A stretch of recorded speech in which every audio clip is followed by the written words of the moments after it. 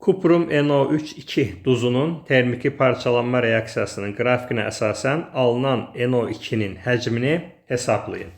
Məsələni həll edə bilmək üçün ilk əvvəl kuprum NO3 mis 2 nitratın parçalanma reaksiyasının tənliyini yazmalıyıq.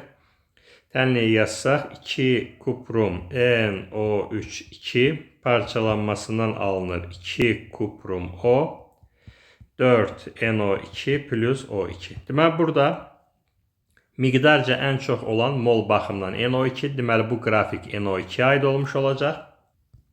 Miqdarca ikinci yerdə kuprum O-dur, deməli bu qrafik kuprum O-ya aid olmuş olacaq və ən az molu olan oksigendir, bu qrafikdə oksigenə aid olmuş olacaq. Deməli bu qrafik NO2-yə, bu qrafik kuprum O-ya, bu qrafikdə oksigenə aid olmuş olacaq.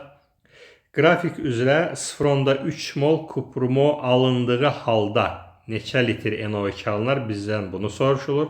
Deməli, tənliyimizdə 2 mol kuprum O alındığında 4 mol NO2 alınır. Yəni 2 mol kuprum O alındığında 4 mol.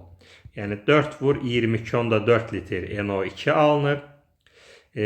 Qrafikdə verilən, yəni məsələdə soruşan 0,3 mol kuprum O alındığı halda neçə litr NO2 olar? Bunu bizdən soruşur. X olacaq 0,3 vur 4 vur 22,4 bölünsün 2.